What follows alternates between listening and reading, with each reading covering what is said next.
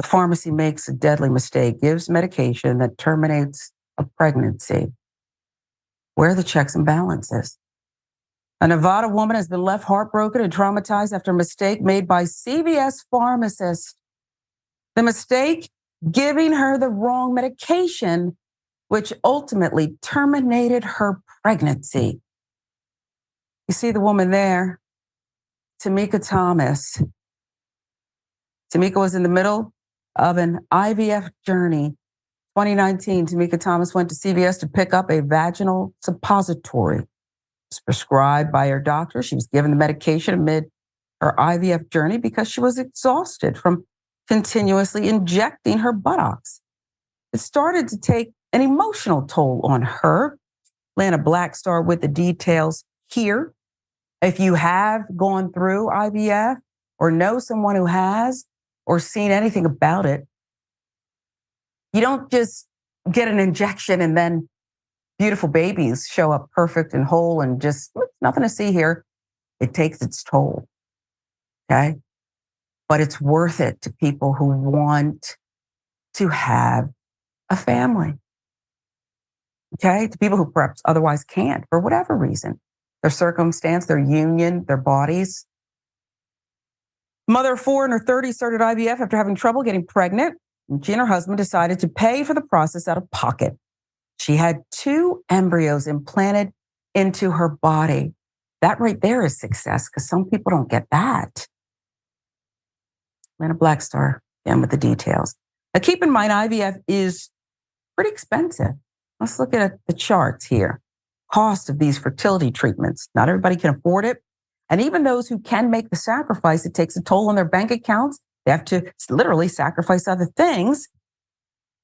Up to $70,000 plus if they use a surrogate, $23,000 per round of IVF. That's what she was doing in order to produce those 2 embryos.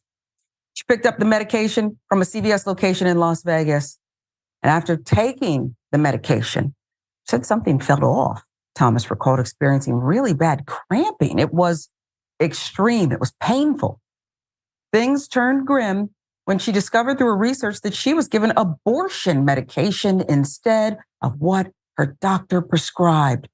Then she realized they just killed my baby, both my babies, because I transferred 2 embryos. There was a massive error by the technician. Documents related to the incident revealed pharmacy technician made a mishap and submitted the inaccurate name of the medicine.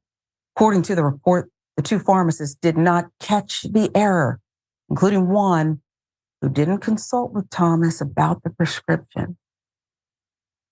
Once again, whether it's policing, whether it's medical, when protocols aren't followed, maybe you get away with it 99 times out of 100. God forbid you have to get your leg amputated. Do you know why a second set of medical personnel come in to make sure it's the right limb or the left? Because they don't want to make a mistake and take the one they shouldn't. Protocols. Thomas issued a complaint with the Nevada State Board of Pharmacy, which decided to fine the pharmacists and suspend their licenses temporarily. They were also ordered to take education credits and evade disciplinary action for a year. CVS was also given a $10,000 fine.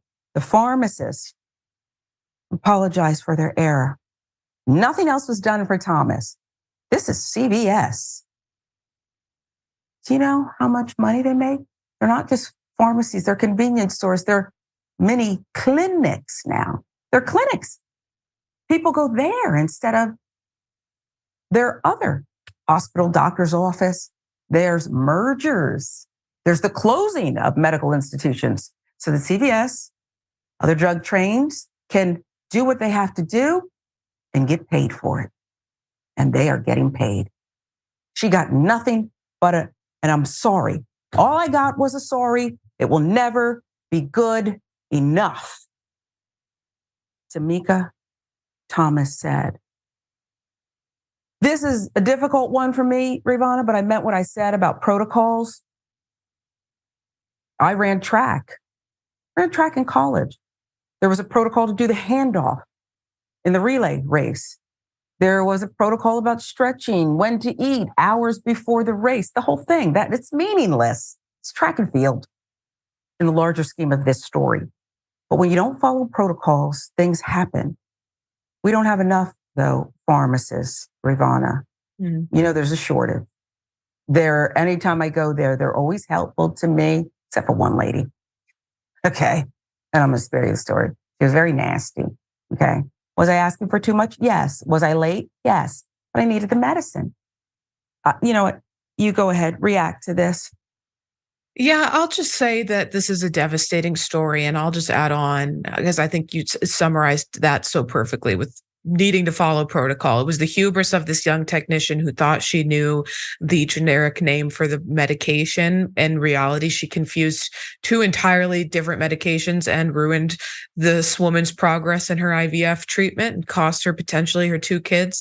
I'll just add that I've seen some conservatives who are using this to say, oh, for liberals, they're babies when you want them and they're fetuses when you don't. But I think what they're failing to recognize is that this woman's right to choose was taken away from her. In this case, she chose to try to have children. The very expensive and oftentimes prohibitively expensive IVF treatments.